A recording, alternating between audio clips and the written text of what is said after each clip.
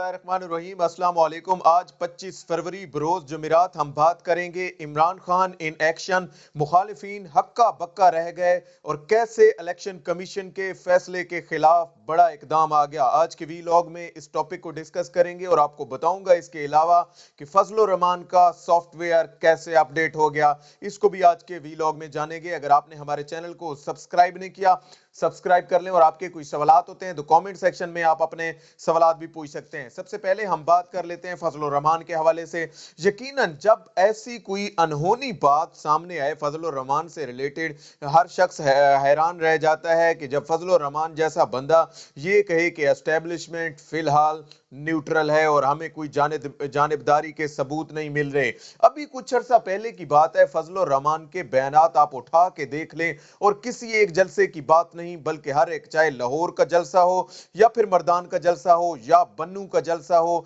या फिर बलूचिस्तान में जो इसने दंगल सजाया वहां पे इसके जलसे हों, या फिर ईसीपी के सामने, इलेक्शन कमीशन ऑफ पाकिस्तान के सामने जो एहतजाज किया गया था, वहां पे इसका जो बयानबाजी है वो आप देख लें। आपको समझ आ जाएगी कि किस तरह ये शख्स फौज पर लान तान करता था, किस तरह ये मुल्की सलामती के इदारों को टारगेट करने का सोचता था। उसके बाद से इसको चाय की ऑफर होती है डीजीआईएसपीआर की जानिब से और इसे कहा जाता है कि अगर आपको बहुत ज्यादा शौक है जीएचक्यू आने का, पिंडी आने का, तो आप जरूर आएं और आप यहां पे आकर चाय हमारे साथ पिए। और चाय का लिंक जो बनता था वो यकीनन जो है वो चाय थी जो कि अभिनंदन को पिलाई गई थी और इसी किस्म की चाय फजल रहमान को भी ऑफर हो गई कि फजल रहमान आप आए तो आपको हम चाय पिलाएंगे। उसके साथ साथ फजल रहमान को आज जब मैंने ये बयान पढ़ा तो यकीनन मुझे लगा कि फजल रहमान का सॉफ्टवेयर अब अपडेट हो गया है और सॉफ्टवेयर तब्दील होता हुआ दिखाई दे रहा है कि किस तरह एक शख्स जिसने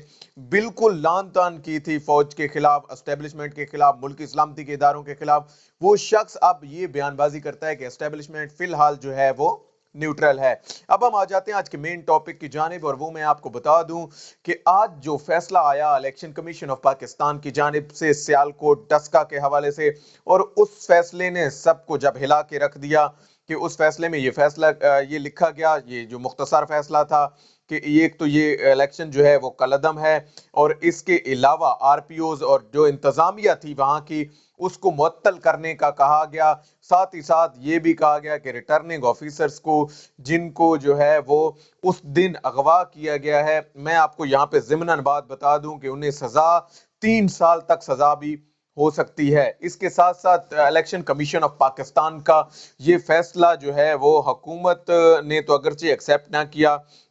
लेकिन जो है वो अपोजिशन बड़ी जो है वो पहले ललचाई, नून लीग को जो है वो इस हवाले से बड़ी उम्मीदें वाबस्ता हैं। लेकिन असल बात यह है कि असल खतरा नून लीग को खुद ही है। नून लीग जो कि 20 हलकों को, 20 पोलिंग स्टेशंस को खोलने के लिए राजी नहीं थी, वो पूरे इलेक्शन को जब कहा गया कि री इलेक्शन हो उस पर राजी कैसे हो गई। इसके साथ साथ आज इमरान खान ने जो इजलास बुलाया और जिसमें यह फैसला किया गया हुकूमत की जानिब से, खास तौर पर ये जब फैसला सामने आया कि इस फैसले के खिलाफ, इलेक्शन कमीशन के आज के फैसले के खिलाफ सुप्रीम कोर्ट ऑफ पाकिस्तान में अपील के लिए हुकूमत जाएगी और हुकूमत इस फैसले को जो है वो अब चैलेंज करेगी। हुकूमत का इस फैसले को चैलेंज करना ये जाहिर करता है कि किस कदर फ्लॉज हैं और किस कदर हुकूमत इसको जो है वो लेके जाना चाहती है। और खास तौर पर ये जो डस्का का इलेक्शन था, आखिर किसने ऐसा किया, आखिर कौन था जिसने ये साजिश रचाई, इसका फायदा किसको हुआ, सोचना ये भी पड़ेगा कि इसका फायदा किसको हुआ और किसने इसका जो है वो नुकसान उठाया। ये सारी चीजें जब होंगी, क्योंकि इलेक्शन कमीशन ऑफ पाकिस्तान की जानिब से एक नई डेट 18 मार्च की दी गई है कि 18 मार्च को ये इलेक्शन जो है वो दोबारा होगा और इससे जो है वो कंडक्ट दोबारा से कराया जाएगा। आखिर उस दिन जो है वो ऐसा क्या हुआ जो कि मुल्क की बदनामी का भी बायस बना, क्योंकि माजी में हमने ऐसी नज़ीर शायद ही देखी हो कि जब इस तरह का ड्रामा रचाया गया हो, और कैसे राना सनोला अपने गुल्लू बट वहां पे लेके गए और कैसे उन्होंने जो है वो वहां पे एक ऐसी हंगामा आराई और ऐसा इन्वायरमेंट क्रिएट किया जिससे ये लगा कि ये इलेक्शन जो है वो उस दिन होना ही नामुमकिन कर दिया। साथ ही साथ आपको बता दूं, बाकी जगहों पे जहां पे नून लीग जीती है वहां पे उसे कोई इतराज नहीं, वहां पे वो नहीं कहते कि यहाँ पे एजेंसियां मुलविस थी या फिर यहाँ पे हुकूमती मशीनरी इस्तेमाल हुई। जहां पे इनको लगा कि अब जो है वो हुकूमत की लीड हो रही है, हुकूमत जीतती हुई नजर आ रही है, वहां पे इन्होंने ये ड्रामा रचाने की कोशिश की और उस दिन जो है वो ऐसे हालात पैदा कर दिए गए जिसमें इलेक्शन का मुनक्किद रहना, इलेक्शन का नताइज देना यकीनन इलेक्शन कमीशन के लिए बहुत मुश्किल काम हो गया। और इलेक्शन कमीशन ने ये फैसला किया कि अब जो है वो इसमें जो है वो किसी तौर पर रिलैक्सेशन नहीं दी जाएगी और इसको उसी वक्त नताइज भी रोक दिए गए, और साथ ही साथ जो है वो ये फैसला भी किया गया कि अब इसको मजीद आगे लेके जो है वो चला जाएगा। इसके साथ साथ आपको बता दूं, इमरान खान हुकूमत ट्रांसपेरेंसी के हवाले से, इलेक्शन की शफाफियत के हवाले से पहले ही इकदामात करती हुई नजर आ रही है। चाहे सुप्रीम कोर्ट ऑफ पाकिस्तान में जाने की बात हो, सेनेट इलेक्शन के हवाले से सदारती रेफरेंस की बात हो, या फिर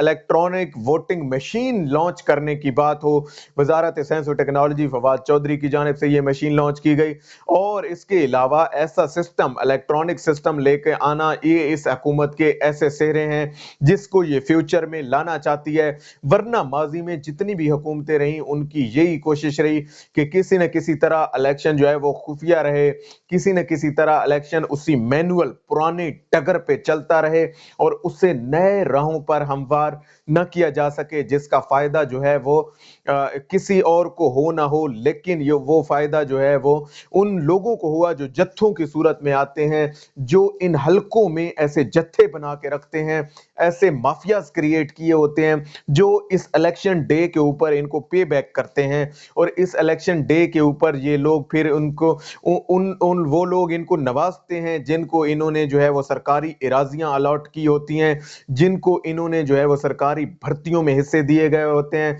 जिनको इन्होंने जो है वो सरकारी ठेकों में हिस्से दिए होते हैं, कमीशन दिए होते हैं, किकबैक्स दी होती हैं। आखिर वो लोग ऐसा क्यों करते हैं? एक तो मुल्क की सलामती के साथ खेलते हैं, दूसरा बदनामी का बायस बनते हैं, तीसरा मैं आपको बता दूं कि इदारों के हवाले से सवालिया निशान पैदा करने की कोशिश करते हैं। ये सिलसिला अब कम से कम जो है वो थम जाना चाहिए, क्योंकि